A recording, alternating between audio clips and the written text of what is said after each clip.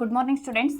ನಿನ್ನೆ ಕ್ಲಾಸ್ ನಾವು ಪರಾವರ್ತಿತ ಚಾಪ ಅಲ್ಲಿ ಮೆದುಳು ಬೆಳ್ಳಿ ಯಾವ ರೀತಿಯಾಗಿ ಕೆಲಸ ಮಾಡ್ತೈತೆ ಅಂತ ಹೇಳಿ ನಾವು ನಿಯಂತ್ರಣ ಮತ್ತು ಸಹಭಾಗಿತ್ವ ಒಂದು ಅಧ್ಯಾಯದಲ್ಲಿ ನಿನ್ನೆ ಕ್ಲಾಸಲ್ಲಿ ನೋಡಿದ್ವಿ. ಇವತ್ತಿನ ನೋಡೋಣಪ್ಪ ಅಂತಂದ್ರೆ ಮಾನವನ ಮಿದುಳು ಅಂದ್ರೆ ನಮ್ಮ ಮಿದುಳಿನ ಬಗ್ಗೆ ನಾವು ಇವತ್ತಿನ ಕ್ಲಾಸ್ ಒಳಗೆ ತಿಳ್ಕೊಳ್ಳೋಣ. ಇದು ಒಂದು ಕೇಂದ್ರ ನರವ್ಯೂಹ ಅಂತೇಳಿ ನಾವು ಕರಿತೇವೆ. ಮೆದುಳನ್ನು ಕೇಂದ್ರ ನರವ್ಯೂಹ.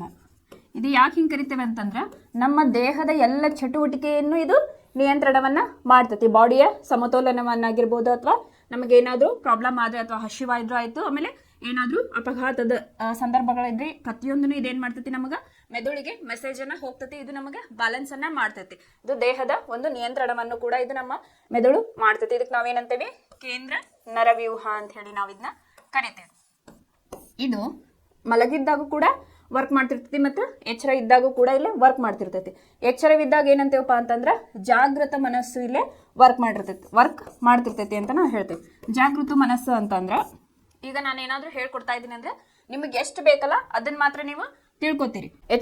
ಇಲ್ಲೇ ಜಾಗೃತ ಮನಸ್ಸು ಅಂತಂದ್ರೆ ಎಚ್ಚರವಿದ್ದಾಗ ಹಗಲಿನಲ್ಲಿ ಏನಾಗ್ತೈತಪ್ಪ ಅಂತಂದ್ರೆ ನಮಗೇನು ಬೇಕಲ್ಲ ಅದನ್ನ ಮಾತ್ರ ನಾವು ಇಲ್ಲಿ ಅಕ್ಸೆಪ್ಟ್ ಮಾಡ್ತೈತಿ ಬ್ರೈನ್.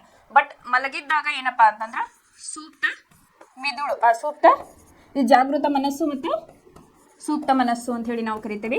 ಈ ಜಾಗೃತ ಮನಸ್ಸು ಎಚ್ಚರವಿದ್ದಾಗ ನಮಗೆ ಏನು ಬೇಕಲ್ಲ ಅದನ್ನು ನಾವಿಲ್ಲೇ ರಿಸೀವ್ ಮಾಡ್ಕೋತೀವಿ. ಇಲ್ಲೇ ಸೂಕ್ತ ಮನಸ್ಸೊಳಗೆ ಫಾರ್ ಎಕ್ಸಾಂಪಲ್ ನಾವು ಮಲಗಿದ್ದಾಗ ಇದು ವರ್ಕ್ ಮಾಡ್ತಿರುತ್ತೆ. ಯಾವ ರೀತಿ ಅಂತಂದ್ರೆ ಈಗ ನಮಗೆ ಕನಸುಗಳು ಬೀಳ್ತಿರ್ತಾವೆ ಮಲಗಿದ್ದಾಗ. ಅಲ್ಲಿ ಏನಾಗ್ತಿರ್ತೈತಿ, ಒಂದೇ ಸೊಳ್ಳೆ ಕಡಿತ ಅಂತಂದ್ರೆ ಏನಾಗಿರ್ತೈತಿ, ನಾವು ಕೆರ್ಕೊಂಡಿರ್ತೇವೆ, ಬಟ್ ನಮಗದು ಗೊತ್ತಿರೋದಿಲ್ಲ. ಬೆಳಗ್ಗೆದ್ದಾಗ ನಮ್ಗೆ ಗೊತ್ತಾಗ್ತೈತಿ ಗಾಯ ಆದಾಗ. ಈ ರೀತಿಯಾಗಿ ಮೆದುಳು ಎಚ್ಚರವಿದ್ದಾಗೂ ಆಯಿತು ಮತ್ತು ಮಲಗಿದ್ದಾಗೂ ಕೂಡ ಮೆದುಳು ನಮಗೆ ಕೆಲಸವನ್ನು ಮಾಡ್ತಾ ಇರ್ತೈತಿ ಅಂತ ಹೇಳಿ.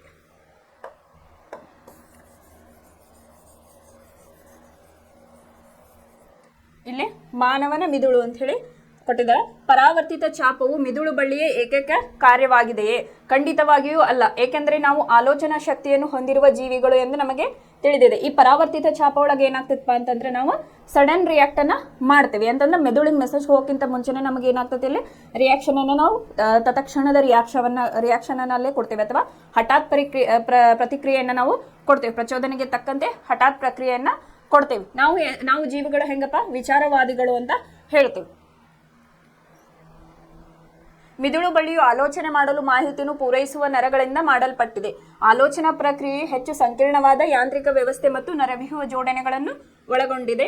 ಇದು ದೇಹದ ಸಮನ್ವತೆಯನ್ನು ಮುಖ್ಯ ಕೇಂದ್ರವಾದ ಮಿದುಳಿನಲ್ಲಿ ಕೇಂದ್ರೀಕೃತವಾಗಿದೆ ಅಂತ ಹೇಳಿ ಹೇಳಿದ.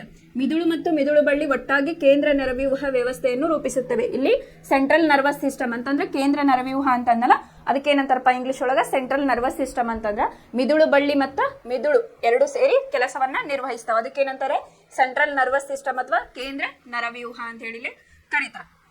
ಅವು ದೇಹದ ಎಲ್ಲ ಭಾಗಗಳಿಂದ ಮಾಹಿತಿಯನ್ನು ಸ್ವೀಕರಿಸುತ್ತವೆ ಮತ್ತು ಅದನ್ನು ಸಂಯೋಜಿಸುತ್ತವೆ. ನಮ್ಮ ದೇಹದಿಂದ ಏನೇನು ವಿದ್ಯುತ್ ಅಲೆಗಳು ಬರ್ತಾವಲ್ಲ, ಅಥವಾ ಇನ್ಫಾರ್ಮೇಶನ್ ಮೆಸೇಜ್ ಅಂತ ಏನು ಬರ್ತಾವಲ್ಲ, ಅದನ್ನ ಸ್ವೀಕರಿಸ್ತಾವೆ ಮತ್ತು ಅದನ್ನ ಸಂಯೋಜನೆಗೊಳಿಸ್ತಾವೆ ಅಂತ ಹೇಳಿ. ನಾವು ನಮ್ಮ ಕ್ರಿಯೆಗಳ ಬಗ್ಗೆ ಕೂಡ ಆಲೋಚಿಸುತ್ತೇವೆ. ಬರೆಯುವುದು, ಮಾತನಾಡುವುದು, ಒಂದು ಕುರ್ಚಿಯನ್ನು ಜರುಗಿಸುವುದು, ಒಂದು ಕಾರ್ಯಕ್ರಮದ ಕೊನೆಯಲ್ಲಿ ಚಪ್ಪಾಳೆ ತಟ್ಟುವುದು, ಇವೆಲ್ಲ ಐಚ್ಛಿಕ ಕ್ರಿಯೆಗಳಿಗೆ ಉದಾಹರಣೆಗಳಾಗಿವೆ ಅಂತ ಹೇಳ್ತೇವೆ. ಐಚ್ಛಿಕ ಕ್ರಿಯೆಗಳು ಅಂತಂದ್ರೆ ಯಾವ್ಯಾವ ಇಲ್ಲಿ ಬರೆಯೋದಾಗಿರ್ಬೋದು, ಮಾತಾಡೋದಾಗಿರ್ಬೋದು, ಚಪ್ಪಾಳೆ ಹೊಡೆಯೋದಾಗಿರ್ಬೋದು, ಅಥವಾ ಯಾವುದೇ ಒಂದು ಕ್ರಿಯೆಯನ್ನು ಇಲ್ಲಿ ಮಾಡೋದಕ್ಕೆ ಇದನ್ನ ನಾವು ಐಚ್ಛಿಕ ಕ್ರಿಯೆಗಳು ಅಂತ ಹೇಳಿ ಇಲ್ಲಿ ಕರಿತೀವಿ. ಅಂತಂದ್ರೆ ಇಲ್ಲಿ ನಮ್ಮ ದೇಹದ ಪ್ರಕ್ರಿಯೆಗಳನ್ನ ನಿಯಂತ್ರಣ ಇಲ್ಲಿ ಬ್ರೈನ್ ನಮ್ದು ಮಾಡ್ತಿರ್ತೈತಿ ಅಂತ ಹೇಳಿ. ಈ ಕ್ರಿಯೆಗಳು ಮುಂದೇನು ಮಾಡಬೇಕೆಂಬ ನಿರ್ಧಾರವನ್ನು ಆಧರಿಸಿವೆ. ಅದೇ ರೀತಿ ಮಿದುಳು ಕೂಡ ಸ್ನಾಯುಗಳಿಗೆ ಸಂದೇಶವನ್ನ ಕಳಿಸಬೇಕಾಗುತ್ತದೆ. ಅದೇ ಏನ್ ಮಾಡ್ತೈತಿ, ಮಿದುಳು ಸ್ನಾಯುಗಳಿಗೆ ಸಂದೇಶವನ್ನ, ಈಗ ಏನಾದ್ರೂ ಒಂದು ನಮಗೆ ಮೆಸೇಜ್ ಕೊಡ್ಬೇಕಂತಂದ್ರೆ ನೀ ಹಿಂಗ್ ಮಾಡು ಅಂತ ಹೇಳಿ ನಮಗೆ ಮೆಸೇಜ್ ಕೊಟ್ಟಾಗ ಮಾತ್ರ ನಾವೇನ್ ಮಾಡ್ತೇವೆ, ಅದಕ್ಕೆ ರಿಯಾಕ್ಟ್ ಅನ್ನ ಮಾಡ್ತೇವೆ ಅಂತ ಹೇಳಿ ಹೇಳಿದ್ದಾರೆ. ಇದು ನರವ್ಯೂಹ ಸ್ನಾಯುಗಳೊಂದಿಗೆ ಸಂವಹನ ನಡೆಸುವ ದ್ವಿತೀಯ ವಿಧಾನವಾಗಿದೆ. ಕೇಂದ್ರ ನರವ್ಯೂಹ ಮತ್ತು ದೇಹದ ಇತರ ಭಾಗಗಳ ನಡುವಿನ ಸಂವಹನವನ್ನು ಮಿದುಳಿನಿಂದ ಹೊರಡುವ ಮಿದುಳು ನರಗಳು ಮತ್ತು ಮಿದುಳು ಬಳ್ಳಿಯಿಂದ ಹೊರಡುವ ಮಿದುಳು ಬಳ್ಳಿ ನರಗಳನ್ನು ಒಳಗೊಂಡ ಪರಿಧಿ ನರವ್ಯೂಹ ಅಂತೇಳಿ. ಅದಕ್ಕೆ ಏನಂತಾರಪ್ಪ ಅಂತಂದ್ರೆ ಪೆರಿಫೆರಲ್ ನರ್ವಸ್ ಸಿಸ್ಟಮ್ ಅಂತಂದ್ರೆ ಇಲ್ಲೇ ಕೇಂದ್ರ ನರವ್ಯೂಹ ಮತ್ತು ದೇಹದ ಇತರ ಭಾಗಗಳ ನಡುವಿನ ಸಂವಹನವನ್ನು ಅಂದ್ರೆ ಕಮ್ಯುನಿಕೇಶನ್ ಅನ್ನ ಸಂವಹನವನ್ನು ಮಿದುಳಿನಿಂದ ಹೊರಡುವ ಮಿದುಳು ನರಗಳು ಮತ್ತು ಮಿದುಳು ಬಳ್ಳಿಯಿಂದ ಹೊರಡುವ ಮಿದುಳು ಬಳ್ಳಿ ನರಗಳನ್ನು, ಅಂದ್ರೆ ಮಿದುಳಿನಿಂದ ಒಂದಿಷ್ಟು ನರಗಳು ಹೋಗ್ತಿರ್ತಾವ, ಮಿದುಳು ಬಳ್ಳಿಯಿಂದ ಕೆಲವೊಂದಿಷ್ಟು ನರಗಳು ಇಲ್ಲಿ ಹೋಗ್ತಾ ಇರ್ತಾವ. ಅವನ್ನೆರಡೂ ಒಳಗೊಂಡಿರ್ತಕ್ಕಂಥ ಪರಿಧಿಗೆ ನಾವೇನಂತೇವೆ, ಇಲ್ಲಿ ಪೆರಿಫೆರಲ್ ನರ್ವಸ್ ಸಿಸ್ಟಮ್ ಅಂತ ಹೇಳಿ ಕರೀತೇವೆ. ಆದ್ದರಿಂದ ಆಲೋಚಿಸಲು ಮತ್ತು ಈ ಆಲೋಚನೆಯ ಆಧಾರದ ಮೇಲೆ ಕಾರ್ಯನಿರ್ವಹಿಸಲು ಮಿದುಳು ನಮಗೆ ಅನುವು ಮಾಡಿಕೊಡುತ್ತದೆ ಅಂತ ಹೇಳಿ ಹೇಳಿದ. ನೀವು ನಿರೀಕ್ಷಿಸಿದಂತೆಯೇ ವಿಭಿನ್ನ ಒಳಹರಿವು ಮತ್ತು ಹೊರಹರಿವುಗಳನ್ನು ಸಂಯೋಜಿಸುವ ಜವಾಬ್ದಾರಿ ಹೊಂದಿರುವ ಮಿದುಳಿನ ವಿಭಿನ್ನ ಭಾಗಗಳಿಂದಾದ ಒಂದು ಸಂಕೀರ್ಣ ವಿನ್ಯಾಸದ ಮೂಲಕ ಇದನ್ನು ಸಾಧಿಸಲಾಗುತ್ತದೆ. ಇನ್ನು ಇದು ಏನಪ್ಪಾ ಅಂತಂದ್ರೆ ನಮ್ಮ ಪ್ರತಿಯೊಂದು ಆಕ್ಟಿವಿಟೀಸ್ ಏನದಾವಲ್ಲ ಅದು ಬ್ರೈನ್ಗೆ ಮೆಸೇಜ್ ಹೋಗ್ತೈತಿ. ನಮ್ಗೆ ಅವಾಗ ಏನು ಮಾಡ್ತೈತಿ, ಬ್ರೈನ್ ಹಿಂಗೆ ಮಾಡು ಅಂತ ಹೇಳಿದಾಗ ನಾವಿಲ್ಲಿ ಪ್ರತಿಕ್ರಿಯೆಗಳನ್ನು ಇಲ್ಲಿ ಕೊಡ್ತಾ ಇರ್ತೇವೆ. ಇನ್ನು ಮುಖ್ಯವಾಗಿ ಮೆದುಳು ಎಷ್ಟು ಭಾಗಗಳಿಂದ ಕೂಡೈತಿಪ್ಪ? 3 ಭಾಗಗಳಿಂದ ಕೂಡೈತಿ. ಯಾವ್ದ್ಯಾವುದು? ಮಾನವನ ಮೆದುಳು ಪ್ರಮುಖವಾಗಿ 3 ಭಾಗಗಳಿಂದ ಕೂಡೈತಿ. ಒಂದನೇದು ಮುಮ್ಮೆದುಳು,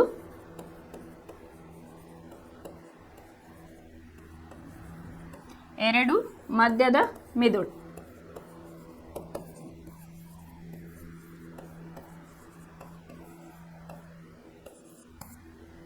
ಮೂರನೇದ್ದು ಹಿಮ್ಮೆದುಳು. ನಮ್ಮ ಬ್ರೈನ್ ಅಥವಾ ಮೆದುಳು ಎಷ್ಟು ಭಾಗಗಳಿಂದ ಕೂಡೈತಿಪ್ಪ ಅಂತಂದ್ರೆ ಮುಮ್ಮೆದುಳು, ಮಧ್ಯದ ಮೆದುಳು ಮತ್ತು ಹಿಮ್ಮೆದುಳು ಅಂತ ಹೇಳಿ. ನಾವು ಹಿಂದಿನ ಕ್ಲಾಸಲ್ಲಿ ನೋಡಿದ್ವಿ, ಜೀವಕ್ರಿಯೆಗಳೊಳಗೆ ಒಂದೊಂದು ಆರ್ಗನ್ ಒಂದು ಪ್ರೊಟೆಕ್ಷನ್ ಲೇಯರ್ ಅನ್ನು ಹೊಂದೈತಿ ಅಂತ ಹೇಳಿ ನಾವಿಲ್ಲಿ ನೋಡಿದ್ವಿ. ಈಗ ಹಾರ್ಟ್ ಪೆರಿಕಾರ್ಡಿಯಲ್ ಒಂದು ಪೊರೆಯಿಂದ ಅದು ಕೂಡೈತಿ ಮತ್ತು ಎದೆಗೂಡುಗಳಿಂದ ಅದು ರಕ್ಷಿಸಲ್ಪಡುತ್ತದೆ ಅಂತ ಹೇಳಿ ಹೇಳಿದ್ವಿ. ಇಲ್ಲೇ ಬ್ರೈನ್ ಏನಪ್ಪಾ ಅಂತಂದ್ರೆ ನಾವು ತಲೆ ಬುರುಡೆ ಅಂತ ಹೇಳಿ ಕರಿತೇವೆ ಅಥವಾ ಕಪಾಲ ಅಂತ ಹೇಳಿ ಕರಿತೇವೆ. ಇದು ಒಂದು ಗಟ್ಟಿಯಾದ ಒಂದು ಪೊರೆ ಅಂತ ಹೇಳಿ ನಾವಿಲ್ಲಿ ಕರಿಬಹುದು, ಅಥವಾ ಇದಕ್ಕೆ ತಲೆ ಬುರುಡೆ ಅಂತಾನೂ ಕರೀತಾರ. ಸ್ಕಲ್ ಅಂತ ಏನು ಕರಿತವಲ್ಲ ನಾವು, ಇದೇನಾಗಿರ್ತಪ್ಪ ನಮ್ಮ ಬ್ರೈನ್ ಅಂತಂದ್ರೆ ತಲೆ ಬುರುಡೆಯಿಂದ ಅಥವಾ ಕಪಾಲದಿಂದ ಒಂದು ಗಟ್ಟಿಯಾದ ಪೊರೆಯಿಂದ ಇದು ಆವರಿಸಿರ್ತೈತಿ ಅಂತ ಹೇಳಿ. ಆಮೇಲೆ ಇಲ್ಲಿ ಏನಾಗಿರ್ತಪ್ಪ ಅಂತಂದ್ರೆ ಸೆರಿಬ್ರೋ ಸ್ಪೈನಲ್ ದ್ರವ ಅಂತ ಹೇಳಿ ಬ್ರೈನ್ ಒಳಗ ಇರ್ತೈತಿ. ಯಾವ್ದ್ರಿಂದ ಕೂಡ ಇರ್ತೈತಿ? Cerebro spinal.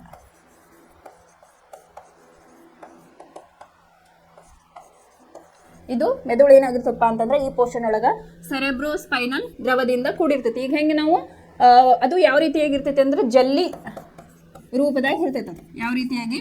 ಜಲ್ಲಿ ಒಂದು ದ್ರವದ ರೂಪದಲ್ಲೂ ಅಥವಾ ಜಲ್ಲಿ ಅಂತ ಕರಿತವಲ್ಲ ನಾವು ಒಂಥರ, ಆ ರೀತಿಯಾಗಿ ಅದು ಇರ್ತೈತೆ. ಅದು ಹೆಂಗಪ್ಪ, ನೀವು ಅಳಗಾಡಿದಾಗ ಅಥವಾ ತಲೆ ಅಳಗಾಡಿಸಿದಾಗ, ಯಾಕಂದ್ರೆ ನಾವು ಆಕ್ಟಿವಿಟೀಸ್ ಮಾಡ್ತಾ ಇರ್ತೀವಿ, ಅವಾಗ ಏನಾಗ್ತೈತಿ ಅದು ಬ್ರೈನ್ ತನ್ನ ಪೊಸಿಷನ್ಗೆ ಮತ್ತೆ ಕೂಡಬೇಕು. ಹಾಗಾಗಿ ಈ ದ್ರವ ಏನ್ ಮಾಡ್ತಿರ್ತೈತಿ, ಒಂದು ಸಮತೋಲನವನ್ನ ಕಾಪಾಡ್ತಿರ್ತೈತೆ ಬ್ರೈನ್. ನಾವೆಷ್ಟೇ ಆಕ್ಟಿವಿಟೀಸ್ ಮಾಡಿದ್ರು ತನ್ನ ಪೊಸಿಷನ್ ಅನ್ನ ಅದು ಕಳ್ಕೊಳ್ಳೋದಿಲ್ಲ, ಅದನ್ನ ಸಮತೋಲನವನ್ನ ಇಲ್ಲೇ ಮಾಡ್ತಾ ಇರ್ತೈತಿ. ಮುಖ್ಯವಾಗಿ ಇಲ್ಲಿ ಮೆದುಳಿನಲ್ಲಿ 3 ವಿಭಾಗಗಳದವು. ಯಾವ್ದಾವ್ದಪ್ಪ ಅಂತಂದ್ರೆ ಮುಮ್ಮೆದುಳು, ಮಧ್ಯದ ಮೆದುಳು ಮತ್ತು ಹಿಮ್ಮೆದುಳು.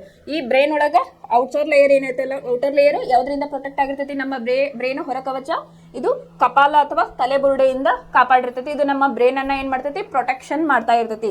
ನಮ್ಮ ಬ್ರೈನ್ ಅನ್ನ ಸಂರಕ್ಷಿಸುವ ಒಂದು ಕೆಲಸವನ್ನ ಈ ಕಪಾಲ ಅಥವಾ ತಲೆಬುರುಡೆ ಮಾಡ್ತೈತಿ. ಈ ಸೆರೆಬ್ರೋಸ್ಪೈನಲ್ ದ್ರವ ಏನಪ್ಪಾ ಅಂತಂದ್ರೆ ನಾವು ನಮ್ಮ ಬಾಡಿಯ ಸಮತೋಲ ಅಥವಾ ಬ್ರೈನ್ ಹಿಂಗ ಅಳಗಾಡ್ತಿರ್ತವಲ್ಲ ಅಥವಾ ಆಕ್ಟಿವಿಟೀಸ್ ಇದ್ದಾಗ ಬ್ರೈನ್ ಅಳಗಾಡೋದನ್ನ ಜಲ್ಲಿ ರೂಪದಾಗ ಇರ್ತೈತಲ್ಲ ತನ್ನ ಪೊಸಿಷನ್ ಅಲ್ಲಿ ಅದು ಇರೋ ಹಂಗದು ನೋಡ್ಕಾತಾ ಇರ್ತೈತಿ.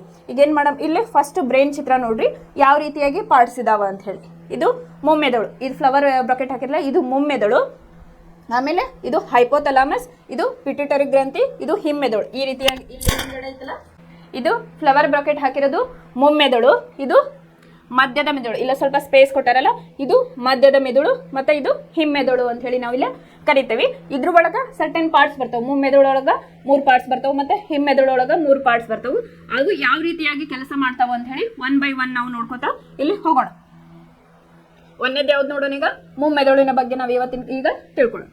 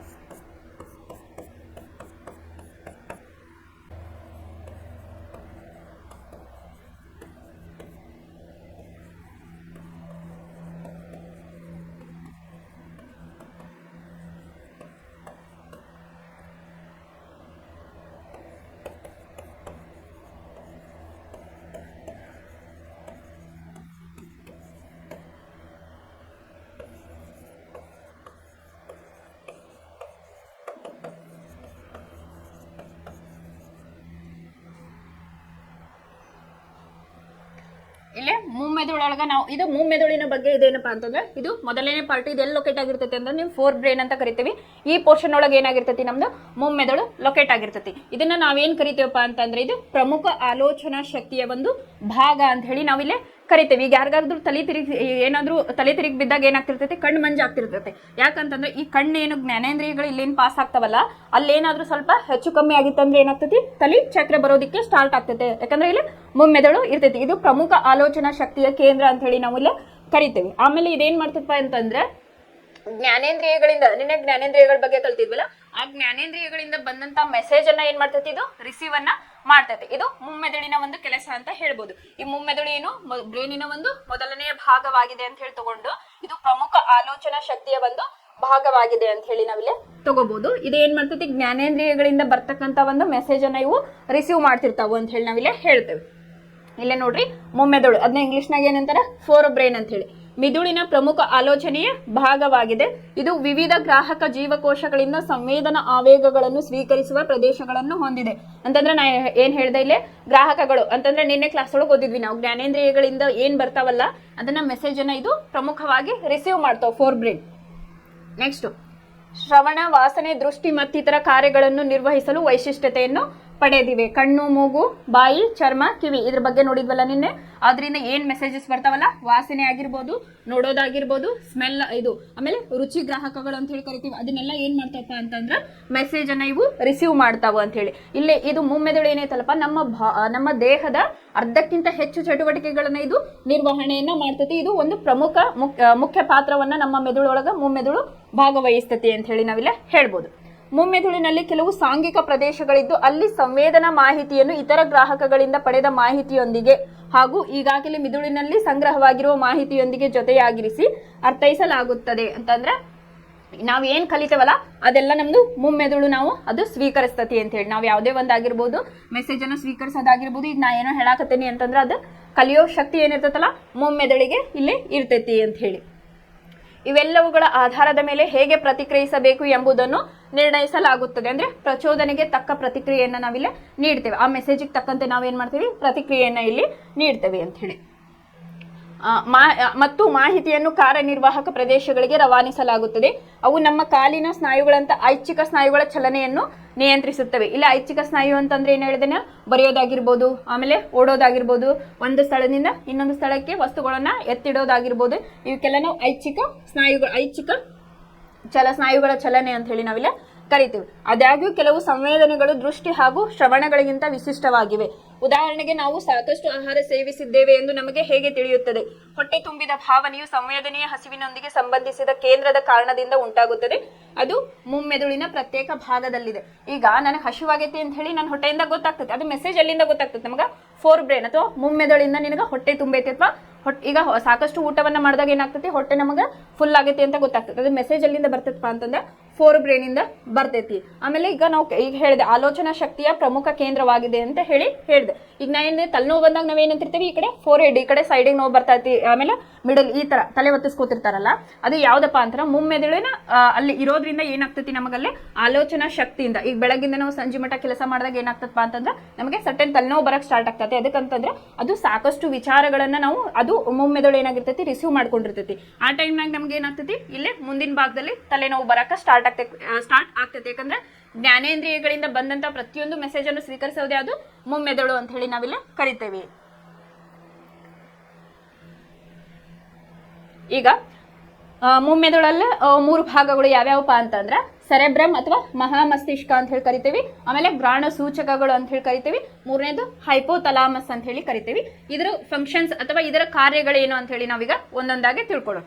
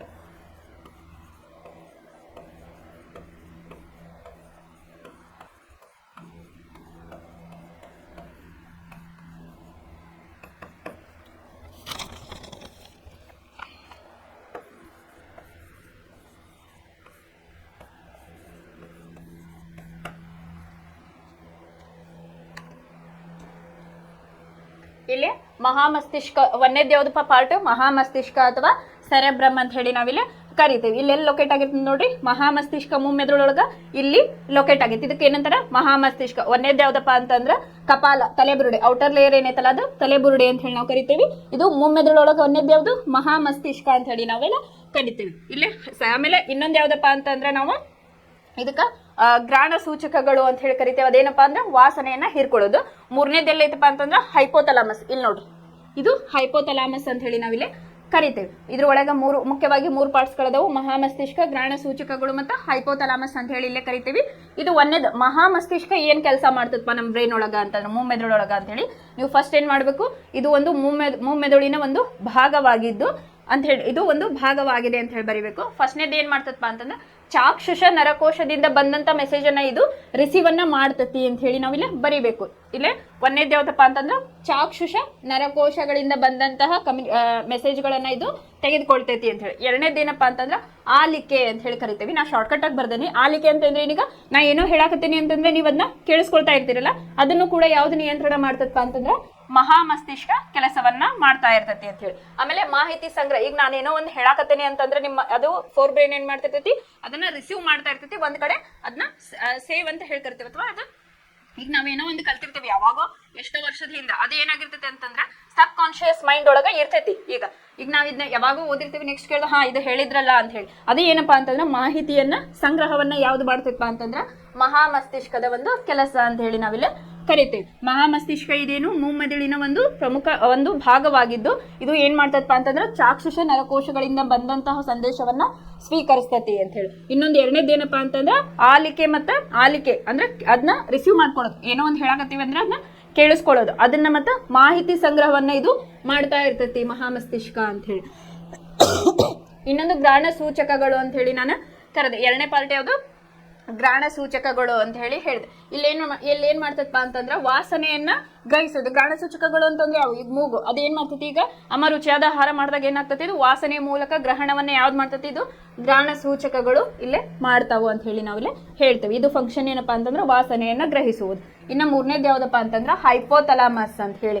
ಇದು ಏನ್ ಮಾಡ್ತತಿ, ಇದ್ರ ಪ್ರಮುಖ ಕೆಲಸ ಏನಂತಂದ್ರೆ ದೇಹದ ಉಷ್ಣತೆಯನ್ನ ಕಾಪಾಡ್ತತಿ. ಇದು ಏನೇನ್ ಮಾಡ್ತತಿ, ದೇಹದ ಉಷ್ಣತೆಯನ್ನ ಕಾಪಾಡ್ತತಿ. ಈಗ ಫಾರ್ ಎಕ್ಸಾಂಪಲ್ ಯಾವ ರೀತಿಯಾಗಿ ಅಂತಂದ್ರೆ ನಮಗೆ ಜ್ವರ ಬಂದಾಗ ನಾವೇನ್ ಮಾಡ್ತಾರೆ, ಮನೆಯೊಳಗ ಇಲ್ಲೇ ಹಣೆಗೆ ಏನ್ ಮಾಡ್ತಾರೆ, ತಣ್ಣೀರೊಳಗೆ ಬಟ್ಟೆ ಅದ್ ಏನ್ ಮಾಡ್ತಾರೆ ನಮಗೆ ಹಣೆಗೆ ಹಾಕ್ತಾರೆ. ಯಾಕಪ್ಪ ಅಂತಂದ್ರೆ ಈ ಮುಮ್ಮೆದುಳು ಏನೈತಲ್ಲ, ಮುಮ್ಮೆದುಳು ಭಾಗ ಕೂಲ್ ಇತ್ತಂದ್ರೆ ಏನಾಗ್ತಿ, ಬಾಡಿ ಟೆಂಪರೇಚರ್ ಎಲ್ಲ ನಾರ್ಮಲ್ಗೆ ಬರುತ್ತೆ. ಆ ಉದ್ದೇಶಕ್ಕೆ ಏನ್ ಮಾಡ್ತಾರ ಅಂತಂದ್ರೆ ಈ ನಮ್ಮ ಹಣೆಗೆ ಬಟ್ಟೆಯನ್ನ ತಣ್ಣ ನೀರೊಳಗ ಅದನ್ನ ಅದ್ದಿ ಏನ್ ಮಾಡ್ತಾರ ಹಾಕ್ತಾರ. ಅವಾಗ ಏನಾಗ್ತತಿ ಅಂದ್ರೆ ಬಾಡಿ ಟೆಂಪರೇಚರ್ ಏನಾಗ್ತತಿ ಕಡಿಮೆ ಆಗ್ತಾ ಬಂದು ಇಡೀ ಬಾಡಿ ನಮ್ದು ಒಂದು ಸರ್ಟೆನ್ ಟೆಂಪರೇಚರ್ಗೆ ಅಂದ್ರೆ ನಾರ್ಮಲೈಸ್ಡ್ ಆಗಿ ನಮಗೆ ಬರ್ತೈತಿ. ಅದರಿಂದ ಅದು ಯಾವ್ದು ಮಾಡ್ತದಪ್ಪ ಅಂತಂದ್ರೆ ಹೈಪೋಥಲಾಮಸ್ ಕೆಲಸವನ್ನ ಮಾಡ್ತೈತಿ. ಹಾಗಾಗಿ ಜ್ವರ ಬಂದ್ರೆ ನಾವು ತಲೆಗೆಲ್ಲ ಹಾಕಲ್ಲ, ಫೋರ್ ಹೆಡ್ಗೆ ಮಾತ್ರ ಅದನ್ನ ಬಟ್ಟೆಯನ್ನ ಹಾಕ್ತಾರೆ. ಇದ ಉದ್ದೇಶಕ್ಕೆ. ಯಾಕಂತಂದ್ರೆ ಇಲ್ಲ ಹೈಪೋಥಲಾಮಸ್ ಆ ಕೆಲಸವನ್ನ ಮಾಡ್ತಾ ಇರ್ತೈತಿ ಅಂತ ಹೇಳಿ. ಆಮೇಲೆ ಇನ್ನೊಂದು ಹಸಿವು ಮತ್ತು ನೀರ್ ಕುಡಿಬೇಕಂತಂದ್ರೆ, ಈಗ ಹಸಿವಾಗೋದನ್ನ ಯಾವ್ದು ನಿಯಂತ್ರಣ ಮಾಡ್ತೈತಿ. ಈಗ ನಮ್ಗೆ ಹಸಿವಾಗೈತೆ ಅನ್ನೋದು ಗೊತ್ತಾಗ ಹೊಟ್ಟೆಯಿಂದ ಹೇಳ್ತೇವೆ. ಅದು ಮೆಸೇಜ್ ಯಾರು ಕೊಡ್ತಾರ ಅಂತಂದ್ರ ಇದು ಹೈಪೋಥಲಾಮಸ್ ನ ಕೊಡ್ತೈತಿ. ಆಮೇಲೆ ಈಗ ನನಗೆ ನೀರ್ ಕುಡಿಬೇಕಂತಂದ್ರೆ ಮೆಸೇಜ್ ಯಾವ್ದು ಕೊಡ್ತಪ್ಪ ಅಂತಂದ್ರ ಹೈಪೋಥಲಾಮಸ್ ಕೊಡ್ತೈತಿ. ಈಗ ಒಬ್ಬೊಬ್ಬರಿಗೆ ಮೈಗ್ರೇನ್ ಪ್ರಾಬ್ಲಮ್ ಇರ್ತೈತಿ. ಅದು ಹೆಂಗಪ್ಪ ಅಂತಂದ್ರ ಸಾಕಷ್ಟು ಪ್ರಮಾಣದ ನಮ್ಗೆ ಆಕ್ಸಿಜನ್ ಬ್ರೈನ್ಗೆ ಹೋಗ್ಲಿಲ್ಲ ಅಂತಂದ್ರ ಏನಾಗ್ತೈತಿ, ನಮ್ಗೆ ಈ ಪೋರ್ಷನ್ ಒಳಗ ತಲೆನೋವು ಬರಕ್ ಸ್ಟಾರ್ಟ್ ಆಗ್ತೈತಿ. ಇಲ್ಲ ಹೈಪೋಥಲಾಮಸ್ ಏನ್ ಮಾಡ್ತೈತಿ, ಅದ್ರ ಮೆಸೇಜ್ ಅನ್ನ ಅದು ಕೊಟ್ಟಿರ್ತೈತಿ ನೀರ್ ಕುಡಿಬೇಕು ಅಂತ ಹೇಳಿ. ಬಟ್ ನಾವೇನ್ ಮಾಡ್ತೇವೆ, ಅವಾಯ್ಡ್ ಮಾಡಿದಾಗ ಏನಾಗ್ತೈತಪ್ಪ ಅಂತಂದ್ರೆ ನಮ್ಗೆ ತಲೆನೋವು ಬರಕ್ ಸ್ಟಾರ್ಟ್ ಆಗೋ ಕಾರಣ ಏನು, ಇಲ್ಲಿ ಹೈಪೋಥಲಾಮಸ್ ಲೊಕೇಟ್ ಆಗಿರ್ತೈತಿ. ಅಲ್ಲಿ ನೀರಿನ ಅಂಶ ಕಡಿಮೆ ಆದಾಗ ಏನಾಗ್ತೈತಿ, ತಲೆನೋವು ಬರಕ ಸ್ಟಾರ್ಟ್ ಆಗ್ತೈತಿ. ಮತ್ತೆ ಮೆದುಳಿಗೆ ಸಾಕಷ್ಟು ಪ್ರಮಾಣದ ಆಕ್ಸಿಜನ್ ಅಲ್ಲಿ ಹೋಗಿರೋದಿಲ್ಲ. ಅದರಿಂದ ಏನಾಗ್ತೈತಿ, ಬ್ಲಡ್ ಸರ್ಕ್ಯುಲೇಷನ್ ಸ್ವಲ್ಪ ವೇರಿಯೇಷನ್ ಆದಾಗ ನಮ್ಗೆ ಏನಾಗ್ತದಪ್ಪ ಅಂತಂದ್ರೆ ಮೈಗ್ರೇನ್ ಬರಕ ಸ್ಟಾರ್ಟ್ ಆಗ್ತೈತಿ. ಇವು ಮೂರು ಯಾವ ಮುಮ್ಮೆದುಳಿನ ಪಾರ್ಟ್ಸ್ಗಳು ಅಂತ ಹೇಳಿ ಕರಿತೀವಿ. ಇವು ಮೂರು ಭಾಗಗಳು, ಮಹಾಮಸ್ತಿಷ್ಕ, ಗ್ರಾಣ ಸೂಚಕಗಳು ಮತ್ತೆ ಹೈಪೋಥಲಾಮಸ್ ಅಂತ ಹೇಳಿ. ಇನ್ನು ಮಧ್ಯದ ಮೆದುಳು.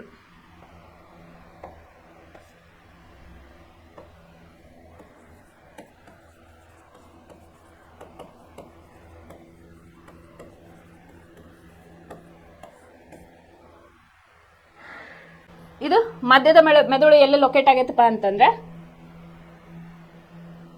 ಇಲ್ಲಿ ಒಂದು ಸ್ವಲ್ಪ ಸಣ್ಣ ಸ್ಪೇಸ್ ಅನ್ನ ಕೊಟ್ಟಿದ್ದಾರೆ ನೋಡ್ರಿ. ಇದು ಮಧ್ಯದ ಮೆದುಳು ಅಂತ ಹೇಳಿ ನಾವು ಮಧ್ಯ ಮಿದುಳು ಅಥವಾ ಮಧ್ಯದ ಮೆದುಳು ಅಂತ ಹೇಳಿ ಕರಿತೀವಿ. ಇದೇನ್ ಮಾಡ್ತದಪ್ಪ ಅಂತಂದ್ರೆ ಫೋರ್ ಬ್ರೈನ್ ಮತ್ತು ಹಿಮ್ಮೆದುಳು ಅಥವಾ ಮುಮ್ಮೆದುಳು ಮತ್ತು ಹಿಮ್ಮೆದುಳಿಗೆ ನಡುವೆ ಬ್ರಿಡ್ಜ್ ಆಗಿ ಇದು ಕೆಲಸವನ್ನ ಮಾಡ್ತಾ ಇರ್ತೈತಿ. ಯಾವುದೇ ಒಂದು ಮೆಸೇಜ್ ಆಗಿರ್ಬೋದು ಅದು ಸಂದೇಶ ರವಾನೆ ಆಗಿರ್ಬೋದು ಅಥವಾ ಇಲ್ಲಿ ವಿದ್ಯುತ್ ಅಲೆಗಳಂತ ಏನ್ ಕರಿತಾವಲ್ಲ, ಇಲ್ಲಿ ಏನ್ ಮಾಡ್ತೈತಿ ಮುಮ್ಮೆದುಳು ಮತ್ತೆ ಹಿಮ್ಮೆದುಳಿಗೆ ಇದು ಏನ್ ಮಾಡ್ತಿರ್ತೈತಪ್ಪ ಅಂತಂದ್ರೆ ಒಂದು ಸೇತುವೆಯಾಗಿ ಕೆಲಸವನ್ನ ಮಾಡ್ತಿರ್ತೈತಿ, ಅಥವಾ ಒಂದು ಬ್ರಿಡ್ಜ್ ಆಗಿ ಇಲ್ಲೇ ಕೆಲಸವನ್ನ ಮಾಡ್ತಿರ್ತೈತಿ, ಅಥವಾ ಇದೇನ್ ಮಾಡ್ತೈತಿ ನೇರ ಸಂಪರ್ಕವನ್ನ ಎರಡಕ್ಕೂ ಏನ್ ಮಾಡ್ತಿರ್ತೈತಿ ಇಲ್ಲೇ ಕಮ್ಯುನಿಕೇಶನ್ ಅನ್ನ ಮಾಡ್ತಾ ಇರ್ತೈತಿ ಅಂತ ಹೇಳಿ ನಾವಿಲ್ಲಿ ಹೇಳ್ಬೋದು. ಆಮೇಲೆ ಇನ್ನೊಂದೇನು, ಈಗ ಯಾರಾದ್ರೂ ಕರೆದಾಗ ನಾವೇನ್ ಮಾಡ್ತೀವಿ ಆ ಕಡೆ ನೋಡ್ತೀವಿ. ಈಗ ಯಾರಾದ್ರೂ ನಮ್ಮ ಹೆಸರು ಕರೆದಾಗ ನಾವೇನ್ ಮಾಡ್ತೀವಿ ಆ ಕಡೆ ನೋಡ್ತೀವಿ. ಈಗ ಈ ಸೈಡ್ ಲೆಫ್ಟ್ ಸೈಡ್ ಕರೆದಾಗ ನಾವು ರೈಟ್ ಸೈಡ್ ನೋಡೋದಿಲ್ಲ, ಲೆಫ್ಟ್ ಸೈಡ್ ಸೌಂಡ್ ಬಂದಾಗ ಏನ್ ಮಾಡ್ತೀವಿ ಲೆಫ್ಟ್ ಸೈಡ್ ನೋಡ್ತೀವಿ. ಅದೇ ರೀತಿ ಈಗ ಬೆಳಕು ಬಿತ್ತಂತಂದ್ರೆ ನಮ್ಗೆ ಯಾವ ಸೈಡ್ ಬೀಳ್ತೈತಲ್ಲ, ಈಗ ಫಾರ್ ಎಕ್ಸಾಂಪಲ್ ನಾವೇನೋ ಕೂತಿರ್ತೇವೆ, ಕಿಟಕಿಯಿಂದ ಬೆಳಕು ಬಿದ್ದಾಗ ನಾವೇನ್ ಮಾಡ್ತೀವಿ ಯಾವ ಕಡೆ ಬೀಳ್ತೈತಲ್ಲ ಆ ಸೈಡ್ ನಾವೇನ್ ಮಾಡ್ತೀವಿ ನೋಡ್ತೇವೆ. ಅದನ್ನ ಯಾವ್ದು ಕಂಟ್ರೋಲ್ ಮಾಡ್ತಿರ್ತೈತಪ್ಪ ಅಂತಂದ್ರೆ ಇದು ಮಧ್ಯದ ಮೆದುಳು ಇದು ಕೆಲಸವನ್ನ ನಿರ್ವಹಿಸ್ತಾ ಇರ್ತೈತಿ ಅಂತ ಹೇಳಿ. ಮಧ್ಯದ ಮೆದುಳಿನ ಕೆಲಸ ಏನಪ್ಪಾ ಅಂತಂದ್ರೆ ಇದು ಮುಮ್ಮೆದುಳು ಮತ್ತು ಹಿಮ್ಮೆದುಳಿಗೆ ಒಂದು ಬ್ರಿಡ್ಜ್ ಆಗಿ ಅಥವಾ ಸೇತುವೆಯಾಗಿ ಇಲ್ಲೇ ಕೆಲಸವನ್ನ ಮಾಡ್ತಾ ಇರ್ತೈತಿ. ಇನ್ನ ಕೇಳುವುದು ಅಥವಾ ಬೆಳಕು ಬಂದಾಗ ಆ ಕಡೆ ನಾವು ರಿಯಾಕ್ಟ್ ಮಾಡೋದು, ಆ ಕಡೆ ತಿರುಗುವುದು ಅಥವಾ ಯಾರಾದ್ರೂ ಕಳೆದಾಗ ಅದಕ್ಕೆ ರಿಯಾಕ್ಟ್ ಮಾಡೋದು, ಆ ಕಡೆ ನೋಡೋದನ್ನ ಯಾವ್ದು ಮಾಡ್ತೇವೆ ಅಂತಂದ್ರೆ ಮಧ್ಯದ ಮೆದುಳು ಏನ್ ಮಾಡ್ತೈತಿ ಕೆಲಸವನ್ನ ಇಲ್ಲೇ ಮಾಡ್ತೈತಿ ಅಂತ ಹೇಳಿ. ಇನ್ನ ನೆಕ್ಸ್ಟ್ ಮೂರನೇದು ಯಾವ್ದು ಹಿಮ್ಮೆದುಳು ಅಂತ ಹೇಳಿ.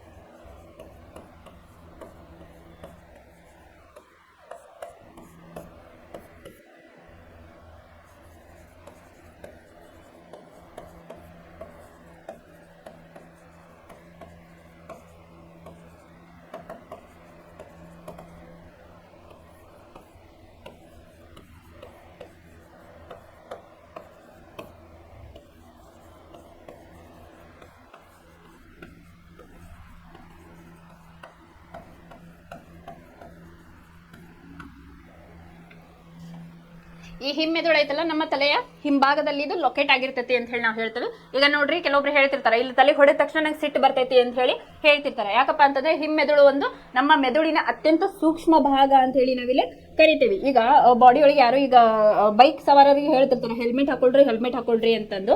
ಯಾಕಪ್ಪ ಅಂತಂದ್ರೆ ನಮ್ಮ ತಲೆ ಸುರಕ್ಷಿತವಾಗಿತ್ತಂದ್ರೆ ನಮ್ಮ ಇಡೀ ದೇಹ ಸುರಕ್ಷಿತವಾಗಿರ್ತೈತಿ ಅಂತ ಹೇಳ್ಬೋದು.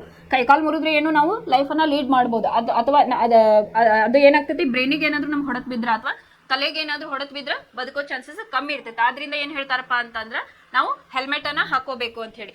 ಇಲ್ಲಿ ತಲೆಗೆ ಹಿಂಭಾಗದಲ್ಲಿ ಏಟ್ ಬಿದ್ದಾಗ ನೋಡ್ರಿ ಮ್ಯಾಕ್ಸಿಮಮ್ ಅದು ಸಾವಿನವರೆಗೂ ಹೋಗ್ತೈತೆ. ಯಾಕಂತಂದ್ರೆ ಅತಿ ಸೂಕ್ಷ್ಮವಾದ ಜಾಗ ಅಂತ ಹೇಳಿ ನಾವು ಹಿಮ್ಮೆದುಳನ್ನ ಇಲ್ಲಿ ಕರಿತೀವಿ. ಇದ್ರ ಒಳಗೆ ಏನಾಗಿರ್ತಪ್ಪ ಅಂತಂದ್ರ ಮುಖ್ಯವಾಗಿ 3 ಭಾಗಗಳನ್ನ ನಾವಿಲ್ಲಿ ನೋಡ್ಬೋದು. ಯಾವ್ದಾವಪ್ಪ ಅಂತಂದ್ರೆ ಸೆರೆಬೆಲಮ್ ಅಥವಾ ಅನುಮಸ್ತಿಷ್ಕ ಅಂತ ಹೇಳಿ ನಾವು ಕರಿತೀವಿ.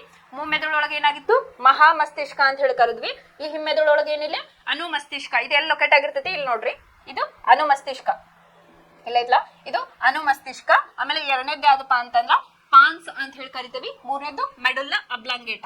ಇಲ್ಲಿ ನೋಡ್ರಿ ಇದು ಅನುಮಸ್ತಿಷ್ಕ, ಇದು ಮೆಡುಲ್ಲಾ, ಇದು ಪಾನ್ಸ್. ಇವೇನದವಲ್ಲ ಹಿಮ್ಮೆದುಳಿನ 3 ಭಾಗಗಳು ಅಂತ ಹೇಳಿ ನಾವೆಲ್ಲೇ ಕರಿತೀವಿ. ಇದ್ರದ್ದು ಏನೇನಪ್ಪ ಕೆಲಸ ಅಂತ ಹೇಳಿ ಈಗ ಒಂದೊಂದಾಗಿ ನಾವು ನೋಡ್ತಾ ಬರೋಣ.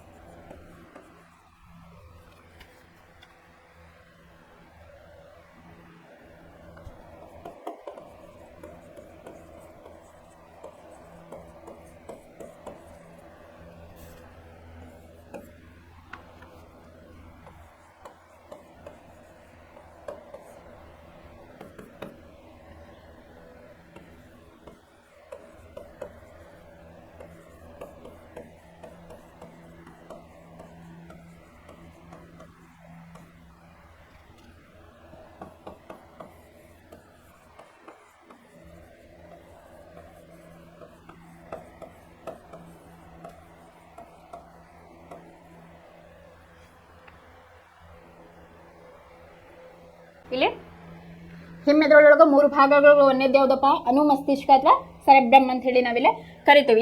ಇದರ ಕೆಲಸ ಏನಪ್ಪಾ ಅಂತಂದ್ರೆ ಐಚ್ಛಿಕ ಸ್ನಾಯುಗಳ ನಿಯಂತ್ರಣ ಅಂತ ಹೇಳಿದೆ ನಾವು. ಐಚ್ಛಿಕ ಸ್ನಾಯುಗಳ ನಿಯಂತ್ರಣ ಅಂತಂದ್ರ ಈಗ ಫಾರ್ ಎಕ್ಸಾಂಪಲ್ ಲೆಫ್ಟ್ ಸೈಡ್ ತಿರುಗ್ರಿ ಅಂತಂದಾಗ ಲೆಫ್ಟ್ ಸೈಡ್ ತಿರುಗೋದು, ಬಲಕ್ಕೆ ತಿರುಗ್ರಿ ಅಂತಂದಾಗ ಬಲಕ್ಕೆ ತಿರುಗೋದು. ಇದಕ್ಕೇನಂತೇವಪ್ಪ ಅಂತಂದ್ರೆ ಐಚ್ಛಿಕ ಸ್ನಾಯುಗಳ ನಿಯಂತ್ರಣ ಅಂತ ಹೇಳಿ ನಾವು ಕರಿತೇವೆ. ಇದೇನ್ ಮಾಡ್ತೈತಿ, ಅನುಮಸ್ತಿಷ್ಕ ಇದು ಹಿಮ್ಮೆದುಳಿನ ಒಂದು ಭಾಗವಾಗಿದ್ದು ಇದು ಐಚ್ಛಿಕ ಸ್ನಾಯುಗಳ ನಿಯಂತ್ರಣವನ್ನ ಮಾಡ್ತೈತಿ ಅಂತ ಹೇಳಿ ಹೇಳ್ಬೋದು. ಇನ್ನ ದೇಹದ ಸಮತೋಲನವನ್ನು ಕೂಡ ಇದು ಕಾಪಾಡ್ತೈತಿ. ಯಾವ ರೀತಿಯಾಗಿ ಅಂತಂದ್ರ ಈಗ ಒಂದು ಸೈಕಲ್ ಅನ್ನ ನಾನು ಓಡಿಸ್ತಾ ಇರ್ತೇನೆ ಅಂತಂದ್ರ ಸ್ಟಾರ್ಟಿಂಗ್ ಅದು ಒಂದೆರಡು ಸಲ ನಾವೇನ್ ಮಾಡ್ತೇವೆ, ಬ್ಯಾಲೆನ್ಸ್ ಮಾಡಕ್ ಬರುದಿಲ್ಲ ನಮಗೆ. ಸೈಕಲ್ ಓಡಿಸುವಾಗ ಏನಾಗ್ತೈತಿ, ಒಂದ್ ಕಡೆ ನಮ್ದು ಬಾಡಿದು ಭಾರ ಜಾಸ್ತಿ ಆದಾಗ ಏನಾಗ್ತೈತಿ, ಈ ಕಡೆ ಭಾರ ಆದ ಕಡೆ ನಾವು ಬೀಳ್ತಾ ಇರ್ತೇವೆ. ಅವಾಗ ಏನ್ ಮಾಡ್ತೇವೆ, ನಾವು ದೇಹದ ಸಮತೋಲನವನ್ನ ಕಾಪಾಡ್ಕೊಂಡು ನಾವು ಬೈಸಿಕಲ್ ಅನ್ನ ಇಲ್ಲೇ ಓಡಿಸ್ತಾ ಇರ್ತೇವೆ. ಹಾಗಾಗಿ ಇದು ದೇಹದ ಸಮತೋಲನವನ್ನ ಕಾಪಾಡ್ತೈತಿ ಅಂತ ಹೇಳಿ ಇಲ್ಲಿ ನಾವು ಹೇಳ್ಬೋದು. ಇನ್ನ ಮೂರನೇದು ಯಾವ್ದಪ್ಪ ಅಂತಂದ್ರ ಮಾಹಿತಿ ಸಂಗ್ರಹ. ಯಾವ ರೀತಿಯಾಗಿ ಅಂತಂದ್ರೆ ಈಗ ನಾ ಸೈಕಲ್ ಓಡಿಸೋದು ಎಕ್ಸಾಂಪಲ್ ಕೊಟ್ಟೆ. ಈಗ ನಾವೇನ್ ಮಾಡ್ತೇವೆ, ಒಂದ್ 10 ವರ್ಷದಿಂದ ಸೈಕಲ್ ಓಡಿಸಿರ್ತೇನೆ ಅಂತ ತಿಳ್ಕೊಳ್ಳಿ. ಆಮೇಲೆ ಏನ್ ಮಾಡ್ತೇವಪ್ಪ ಅಂತಂದ್ರೆ ಒಂದ್ 10 ವರ್ಷ ಗ್ಯಾಪ್ ಆದ್ಮೇಲೆ ಏನು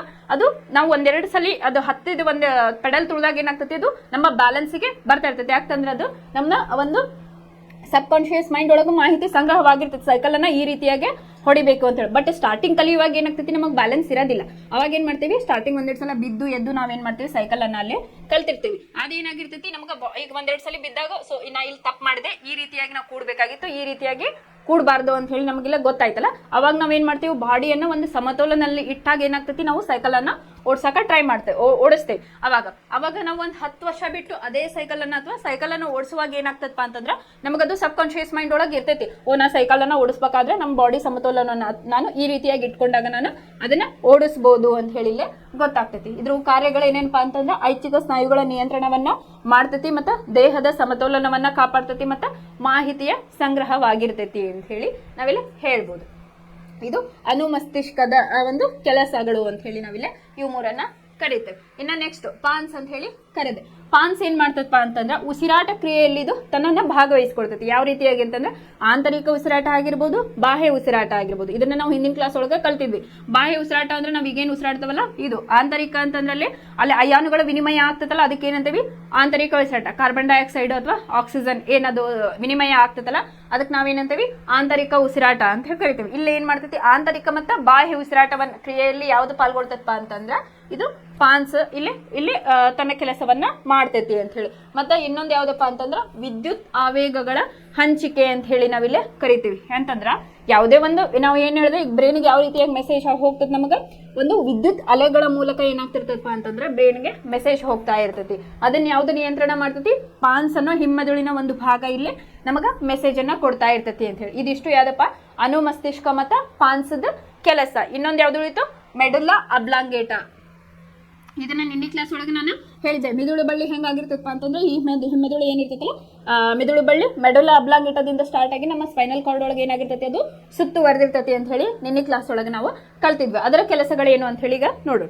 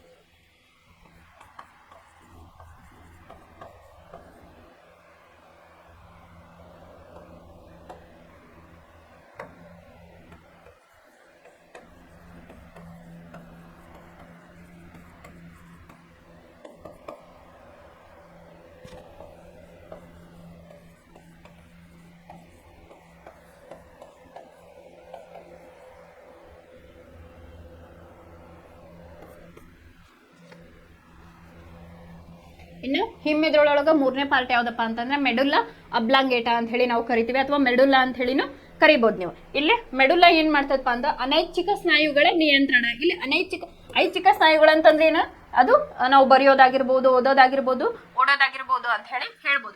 ಅನೈಚ್ಛಿಕ ಸ್ನಾಯುಗಳ ನಿಯಂತ್ರಣ ಯಾವ ರೀತಿಯಾಗಪ್ಪ ಅಂತಂದ್ರೆ, ಈಗ ವಾಂತಿ ಬಂದಾಗ ಏನಾಗ್ತಿರ್ತೈತಿ, ನಾವು ಕಂಟ್ರೋಲ್ ಮಾಡ್ತಾ ಇರ್ತೀವಿ. ಯಾವ ರೀತಿಯಾಗಿ ಮಾಡಬಾರ್ದು. ಈಗ ಟ್ರಾವೆಲ್ ಮಾಡ್ತಿರ್ಬೇಕಾದ್ರೆ ಬಸ್ನಾಗ ಏನಾಗ್ತಿರ್ತೈತಿ ಅಂತಂದ್ರೆ ವಾಮಿಟ್ ಬಂದಂಗೆ ಆಗ್ತಿರ್ತೈತಿ ಒಬ್ಬೊಬ್ರಿಗೆ. ಅದು ಎಷ್ಟೋ ಕಂಟ್ರೋಲ್ ಮಾಡ್ಕೊಂಡ್ರು ನಮಗೆ ಆಗ್ತಿರಲ್ಲ. ಇವಾಗ ಮೆಡುಲ್ಲಾ ಅಬ್ಲಾಂಗೇಟ ಏನ್ ಮಾಡ್ತಿರ್ತೈತಿ, ತನ್ನ ಕೈಯಲ್ಲಿ ಆದಷ್ಟದು ನಿಯಂತ್ರಣ ಮಾಡಕ ನೋಡ್ತೈತಿ. ಬಟ್ ಅದು ಆಗದೆ ಇದ್ದಾಗ ನಮ್ಗೆ ಏನಾಗ್ತದಪ್ಪ ಅಂತಂದ್ರೆ ವಾಮಿಟ್ ಆಗಕ ಸ್ಟಾರ್ಟ್ ಆಗ್ತೈತಿ. ಆಮೇಲೆ ಬಾಯಲ್ಲಿ ನೀರುರುವಿಕೆ ಅಂತ ಹೇಳಿ, ಇಲ್ಲಿ ವಾಮಿಟ್ ಬರೋಕ್ಕಿಂತ ಮುಂಚೆ ಏನಾಗ್ತದಪ್ಪ ಅಂತಂದ್ರೆ ಬಾಯಲ್ಲಿ ನೀರು ಬರಕ್ ಸ್ಟಾರ್ಟ್ ಆಗ್ತೈತಿ. ಅಲ್ಲೇನಾಗ್ತೈತಿ, ಸಲೈವೇಷನ್ ಅಂತ ಸಲೈವರಿ ಗ್ಲ್ಯಾಂಡ್ ಅಲ್ಲೇ ಕೆಲಸವನ್ನ ಮಾಡ್ತಾ ಇರ್ತಾವ. ಅದು ಎಷ್ಟು ಕಂಟ್ರೋಲ್ ಮಾಡಿದ್ರು ಆಗದೆ ಇದ್ದಾಗ ಏನಾಗ್ತೈತಿ, ಬಾಯಲ್ಲಿ ನೀರು ಬಂದು ವಾಮಿಟ್ ಅನ್ನ ಆಗ್ತತಿ. ಆಮೇಲೆ ಯಾವ್ದಾದ್ರು ಒಂದು ಪದಾರ್ಥವನ್ನ ನಾವು ನೋಡಿದಾಗ ಎಷ್ಟು ಕಂಟ್ರೋಲ್ ಮಾಡ್ಕೊಂಡ್ರೆ ಏನಾಗ್ತಿರ್ತೈತಿ, ಬಾಯಲ್ಲಿ ನೀರು ಬರಕ ಸ್ಟಾರ್ಟ್ ಆಗ್ತಿರ್ತದೆ. ಅದು ಎಷ್ಟು ಕಂಟ್ರೋಲ್ ಮಾಡಿದ್ರು ಅದಕ್ಕೆ ಎಷ್ಟಾಗುತ್ತಲ್ಲ ಅಷ್ಟು ಕಂಟ್ರೋಲ್ ಅನ್ನ ಇದು ಮೆಡುಲ್ಲಾ ಅಬ್ಲಾಂಗೇಟ ಮಾಡ್ತಾನೆ ಇರ್ತೈತಿ. ಅದು ತನ್ನ ಕೈಯಲ್ಲಿ ಆಗದೆ ಇದ್ದಾಗ ಏನಾಗ್ತದಪ್ಪ ಅಂತಂದ್ರೆ ನಮಗ ವಾಮಿಟಿಂಗ್ ಆಗೋದು ಅಥವಾ ಬಾಯಲ್ಲಿ ನೀರು ಬಂದು ವಾಮಿಟ್ ಆಗ್ತಿರ್ತೈತಿ. ಈ ಬಾಯಲ್ಲಿ ನೀರು ಬರೋದನ್ನ ಹೇಳಿದ್ದೆ ಯಾವ ರೀತಿ ಹೇಗಿರ್ತಂದ್ರೆ, ನಮ್ಮ ಸ್ಟಮಕ್ ಒಳಗೆ ಆಸಿಡ್ಸ್ ಇರ್ತೈತಿ. ಆ ಬಾಯಲ್ಲಿ ನೀರು ಬರೋದ್ರಿಂದ ಏನಾಗ್ತೈತಿ, ಆಸಿಡ್ದು ಅದೇನು ಸುಡ್ತಿರ್ತೈತಲ್ಲ ಅದು ನಮ್ಮ ನಾಲಿಗೆಗೆ ಅದು ಗೊತ್ತಾಗೋದಿಲ್ಲ ಅಂತಂದ್ರೆ ಅದರಿಂದ ನಮ್ಮನ್ನು ಕಾಪಾಡ್ತೈತೆ. ಅದು ಬಿಸಿ ಏನಿರ್ತೈತಲ್ಲ, ಆಸಿಡ್ ಸುಡ್ತಿರ್ತೈತಲ್ಲ, ಅದರಿಂದ ಏನ್ ಮಾಡ್ತೈತಿ, ಈ ನೀರು ಏನ್ ಬರ್ತೈತಲ್ಲ, ಸಲೈವರಿ ಗ್ಲ್ಯಾಂಡ್ಸ್ ಅದು ಎಂಜೈಮ್ ಏನ್ ಬರ್ತೈತಲ್ಲ ನಮಗ, ಅದೇನ್ ಮಾಡ್ತೈತಿ, ನೀರು ಉರ್ದಾಗ ನಮಗದು ಆಸಿಡ್ ಇಂದ ನಮ್ಮ ನಾಲಿಗೆಗೆ ಯಾವುದೇ ರೀತಿಯ ಹಾನಿ ಆಗದಂಗ ಅದು ಕಾಪಾಡ್ತಿರ್ತೈತಿ ಅಂತ ಹೇಳಿ. ಇನ್ನ ಮೂರನೇದು, ಕಣ್ಣು ಮಿಟುಕಿಸುವುದು ಕೂಡ ಯಾವ್ದಪ್ಪ ಅಂತಂದ್ರೆ ಇದು ಒಂದು ಮೆಡುಲ್ಲಾ ಅಬ್ಲಾಂಗೇಟಾದ ಒಂದು ಅದರದ್ದು ಒಂದು ಕೆಲಸ ಅಥವಾ ಅದರದ್ದು ಒಂದು ನಿಯಂತ್ರಿಸ್ತತಿ ಅಂತ ಹೇಳಿ ನಾವಿಲ್ಲ ಹೇಳ್ಬೋದು. ಇನ್ನೊಂದು ಉಸಿರಾಟ ನಿಯಂತ್ರಣವನ್ನು ಕೂಡ ಇದು ಮೆಡುಲ್ಲಾ ಅಬ್ಲಾಂಗೇಟ ಇಲ್ಲೇ ಮಾಡ್ತಾ ಇರ್ತೈತಿ. ಇದ್ರ ಕೆಲಸಗಳು ಏನೇನಪ್ಪ ಅಂತಂದ್ರೆ ಅನೈಚ್ಛಿಕ ಸ್ನಾಯುಗಳ ನಿಯಂತ್ರಣವನ್ನ ಮಾಡ್ತಿರ್ತೈತಿ. ಎಕ್ಸಾಂಪಲ್, ವಾಂತಿಯನ್ನ ಕಂಟ್ರೋಲ್ ಮಾಡ್ತಾ ಇರ್ತೈತಿ, ಮತ್ತೆ ಬಾಯಲ್ಲಿ ನೀರು ಬರೋದನ್ನ ನಿಯಂತ್ರಣ ಮಾಡ್ತಿರ್ತೈತಿ. ಅದಕ್ಕೆ ಯಾವಾಗ ಅದು ತಡ್ಕೊಳಕ್ ಆಗಲ್ಲ ಅಂದ್ರೆ ಅದಕ್ಕೆ ಎಕ್ಸೀಡ್ ಆಗ್ತದಲ್ಲ, ಅವಾಗ ನಮಗೆ ಏನಾಗ್ತೈತಿ, ವಾಂತಿ ಬರೋದಕ್ಕೆ ಸ್ಟಾರ್ಟ್ ಆಗ್ತಾ ಇರ್ತೈತಿ. ಆಮೇಲೆ ಮೂರನೇದು ಯಾವುದು, ಕಣ್ಣು ಮಿಟುಕಿಸುವುದನ್ನು ಕೂಡ ಅದು ನಿಯಂತ್ರಣವನ್ನ ಮಾಡ್ತಾ ಇರ್ತೈತಿ. ಮತ್ತೆ ಉಸಿರಾಟದ ನಿಯಂತ್ರಣವನ್ನು ಕೂಡ ಇದು ಮೆಡುಲ್ಲಾ ಅಬ್ಲಾಂಗೇಟ ಮಾಡ್ತಾ ಇರ್ತೈತಿ. ಈಗ ಹಿಮ್ಮೆದುಳೊಳಗೆ ಎಷ್ಟು ಪಾರ್ಟ್ಸ್ ಅಪ್ಪ ಅಂತಂದ್ರ, ಒಂದನೇದ್ದು ಅನುಮಸ್ತಿಷ್ಕ, ಎರಡನೇದ್ದು ಪಾನ್ಸ್, ಮೂರನೇದ್ದು ಮೆಡುಲ್ಲಾ ಅಬ್ಲಾಂಗೇಟ. ಇದ್ರ ಫಂಕ್ಷನ್ಸ್ ಅನ್ನ ನಾವಿಲ್ಲಿ ನೋಡಿದ್ವಿ. ಇವು ಎಲ್ಲಿ ಲೊಕೇಟ್ ಆಗಪ್ಪ ಅಂತಂದ್ರೆ ಇದು ಅನುಮಸ್ತಿಷ್ಕ, ಇದು ಮೆಡುಲ್ಲಾ ಅಥವಾ ಮೆಡುಲ್ಲಾ ಅಬ್ಲಾಂಗೇಟ ಅಂತ ಹೇಳಿ ನಾವಿಲ್ಲಿ ಕರಿತೀವಿ. ಆಮೇಲೆ ಇದು ಪಾನ್ಸ್, ಇದು ಹಿಮ್ಮೆದುಳಿನ 3 ಭಾಗಗಳು ಅಂತ ಹೇಳಿ ನಾವಿಲ್ಲಿ ಕರಿತೀವಿ. ಇನ್ನ ನಿಮ್ಗೆ ಇಲ್ಲೊಂದು ಕೊಟ್ಟಾರ, ಪಿಟ್ಯೂಟರಿ ಗ್ರಂಥಿ ಅಂತ ಹೇಳಿಲೆ ಕೊಟ್ಟಾರ. ಇದನ್ನ ಯಾಕೆ, ಇದು ಏನ್ ಕೆಲಸ ಮಾಡ್ತದಪ್ಪ ಅಂತಂದ್ರೆ ಇದಕ್ಕೆ ನಾವೇನಂತೇವಪ್ಪ ಅಂತಂದ್ರೆ ಬೆಳವಣಿಗೆಯ ಹಾರ್ಮೋನ್ ಅಂತ ಹೇಳಿ ಕರಿತೇವೆ. ಬೆಳವಣಿಗೆಯ ಹಾರ್ಮೋನ್ ಯಾವ್ದನ್ನ, ಇದನ್ನ ಪಿಟ್ಯೂಟರಿ ಗ್ಲ್ಯಾಂಡ್, ಪಿಟ್ಯೂಟರಿ ಗ್ರಂಥಿ ಅಂತ ಹೇಳಿ ನಾವು. ಇಲ್ಲಿ ನಮ್ಮ ದೇಹದಾಗ ಸಾಕಷ್ಟು ಗ್ರಂಥಿಗಳು ಅದಾವು. ಪಿಟ್ಯೂಟರಿ ಆಗಿರ್ಬೋದು, ಅಡ್ರಿನಲ್ ಆಗಿರ್ಬೋದು. ಅಡ್ರಿನಲ್ ಏನಾಗಿರ್ತೈತಿ, ಕಿಡ್ನಿ ಹತ್ರ ಕ್ಯಾಪ್ ಹಾಕ್ದ ರೀತಿಯಾಗಿ ಇರ್ತೈತಿ. ಅದನ್ನ ನೆಕ್ಸ್ಟ್ ಕ್ಲಾಸ್ ಒಳಗೆ ನಿಮ್ಗೆ ಹಾರ್ಮೋನ್ಸ್ ಐತಿ, ಆ ಕ್ಲಾಸ್ ಒಳಗೆ ನಾವು ಯಾವ ರೀತಿಯಾಗಿರ್ತೈತಿ ಅಂತ ಹೇಳಿ ಹೇಳ್ತಿರ್ತೀವಿ. ಅಂದ್ರೆ ಇವು ಇವೇನು ಗ್ರಂಥಿಗಳದಾವಲ್ಲ ಅದರದೇ ಅಂತ ಹಾರ್ಮೋನ್ಗಳನ್ನ ಇವು ಇದು ಮಾಡ್ತಿರ್ತವೆ. ಪಿಟ್ಯೂಟರಿ ಒಳಗೆ ಪಿಟ್ಯೂಟರಿ ಹಾರ್ಮೋನ್ ಅಂತ ಹೇಳಿ ಇಲ್ಲಿ ನಮಗಲ್ಲೇ ರಿಲೀಸ್ ಆಗ್ತತಿ ಅಂತ ಹೇಳಿ ನಾವಿಲ್ಲ ಹೇಳ್ತೀವಿ. ಇದನ್ನ ನಾವೇನು ಹೇಳ್ತೇವಪ್ಪ ಅಂತಂದ್ರೆ ಬೆಳವಣಿಗೆಯ ಹಾರ್ಮೋನ್ ಅಂತ ಹೇಳಿ ಕರಿತೇವೆ. ಯಾಕಪ್ಪ ಅಂತಂದ್ರೆ ಒಬ್ಬ ಮನುಷ್ಯ ಅಥವಾ ಒಂದು ಜೀವಿ, ಈಗ ಒಂದು ಬೇಬಿ ಹುಡ್ತಂದ್ರ ಸರ್ಟನ್ ಏಜ್ ಮಟ್ಟ ಏನಿರ್ತೈತಿ ಅಂತಂದ್ರೆ ಬೆಳವಣಿಗೆ ಇರ್ತೈತಿ. ಈಗ ಹೇಳ್ತಿರ್ತಾರೆ ನೋಡುವ, ಸರ್ಟನ್ ಏಜ್, ಈಗ ಗಿಡ್ಡಿದ್ದವ್ರಿಗೆ ಒಂದು 18 ಇಯರ್ಸ್ 21 ಇಯರ್ಸ್ ಆದ್ಮೇಲೆ ಈಕೆ ಬೆಳೆಯಲ್ಲ ಅಂತ ಹೇಳಿ ಹೇಳ್ತಿರ್ತಾರೆ, ಅಥವಾ ಈ ಹುಡುಗ ಇನ್ನು ಹೈಟ್ ಇಷ್ಟೇ ಅಂತ ಹೇಳಿ. ಯಾಕಪ್ಪ ಅಂತಂದ್ರೆ ಈ ಬೆಳವಣಿಗೆ ಹಾರ್ಮೋನ್ಗೆ ಒಂದು ಲಿಮಿಟ್ ಐತಿ. ಅಂದ್ರೆ 21 ಏಜ್ ಮಟ್ಟ ಬೆಳವಣಿಗೆ ಇರ್ತೈತಿ, ಅಲ್ಲಿವರೆಗೂ ಹೈಟ್ ಏನಾಗ್ತೈತಿ, ಬೆಳವಣಿಗೆ ಆಗ್ತಾ ಇರ್ತೈತಿ. ಆಫ್ಟರ್ 21 ಇಯರ್ಸ್ ಏನಾಗ್ತೈತಪ್ಪ ಅಂತಂದ್ರೆ ನಮ್ದು ವಿಡ್ತ್ ಜಾಸ್ತಿ ಆಗ್ತಾ ಹೋಗ್ತೈತಿ, ಹೈಟ್ ಕಮ್ಮಿ ಆಗ್ತಾ ಹೋಗ್ತೈತಿ. ಯಾಕಂದ್ರೆ ಇದಕ್ಕ ಸರ್ಟನ್ ಏಜ್ ಐತಿ, ಅಲ್ಲಿವರೆಗೂ ಮಾತ್ರ ಇದು ಬೆಳವಣಿಗೆಯ ಒಂದು ಕೆಲಸವನ್ನ ಇದು ಮಾಡ್ತಾ ಇರ್ತೈತಿ. ಯಾವ್ದಪ್ಪ ಅಂತಂದ್ರೆ ಈ ಪಿಟ್ಯೂಟರಿ ಗ್ರಂಥಿ ನಮ್ಮ ಬೆಳವಣಿಗೆ ಹಾರ್ಮೋನ್ ಇಲ್ಲೇ ಕೆಲಸವನ್ನ ಮಾಡ್ತಿರ್ತೀವಿ. ಈ ಹಾರ್ಮೋನ್ ಏನಪ್ಪಾ ಅಂತಂದ್ರೆ ಇವಕ್ಕ ಒಂದು ರಾಸಾಯನಿಕ ಕ್ರಿಯೆಗಳು ನಡೀತಾ ಇರ್ತಾವ. ಅದು ಯಾವ ರೀತಿಯಾಗಿರ್ತೈತಿ ಅಂತ ಹೇಳಿ ನಾವು ನೆಕ್ಸ್ಟ್ ಕ್ಲಾಸ್ ಒಳಗೆ ಇದ್ರ ಬಗ್ಗೆ ನೋಡೋಣ. ಇಲ್ಲಿವರೆಗೂ ನಾವ್ ಏನ್ ಕಲಿತೀವಪ್ಪ ಅಂತಂದ್ರೆ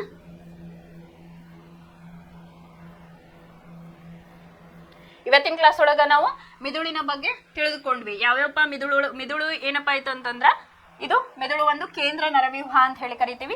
ಮಿದುಳು ಬಳ್ಳಿ ನರಗಳು ಮತ್ತು ಮೆದುಳಿನ ನರಗಳು ಸೇರಿ ಏನಾಗ್ತೈತಿ, ನಮ್ದು ಪೆರಿಫೆರಲ್ ನರ್ವಸ್ ಸಿಸ್ಟಮ್ ಅನ್ನ ಇಲ್ಲಿ ಕ್ರಿಯೇಟ್ ಮಾಡ್ತಾವ ಅಂತ ಹೇಳಿ.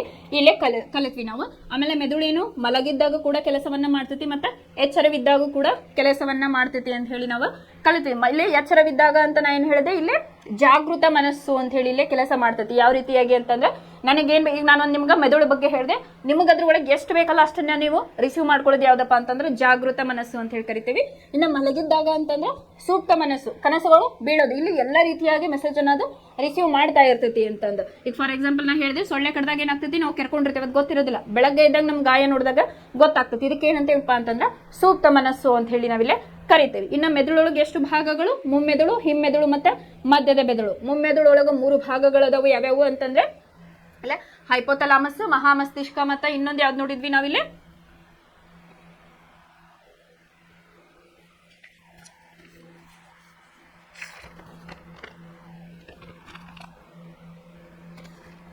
ಇದು ಮುಮ್ಮೆದೊಳಗ ಮಹಾಮಸ್ತಿಷ್ಕ ಮತ್ತೆ ಇಲ್ಲೇ ಇದು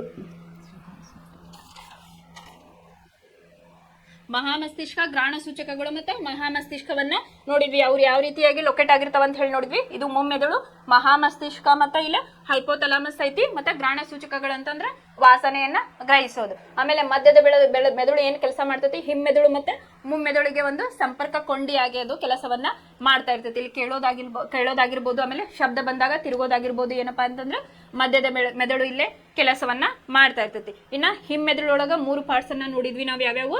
ಪಾನ್ಸ್, ಮೆಡುಲಾ ಅಬ್ಲಾಂಗೇಟ ಮತ್ತು ಅನುಮಸ್ತಿಷ್ಕ 3 ಪಾರ್ಟ್ಸ್ ಗಳನ್ನ ನಾವು ನೋಡಿದ್ವಿ. ಅದರ ಕಾರ್ಯಗಳನ್ನು ಕೂಡ ನಾವಿಲ್ಲಿ ನೋಡಿದ್ವಿ. ಇನ್ನ ಇಲ್ಲೇ ಪಿಟ್ಯುಟರಿ ಗ್ರಂಥಿ ಬಗ್ಗೆ ನೋಡಿದ್ವಿ. ಪಿಟ್ಯುಟರಿ ಗ್ರಂಥಿ ಅಂದ್ರೆ ಏನಪ್ಪಾ ಅಂತಂದ್ರ ಅದು ಒಂದು ಬೆಳವಣಿಗೆ ಹಾರ್ಮೋನ್ ಅನ್ನ ರಿಲೀಸ್ ಮಾಡ್ತೈತಿ. ಇದು ಬೆಳವಣಿಗೆ ಒಂದು ಗ್ರಂಥಿ ಅಂತ ಹೇಳಿ, ಬೆಳವಣಿಗೆ ಗ್ರಂಥಿ ಅಂತ ಹೇಳಿ ನಾವು ಕರಿತೇವೆ.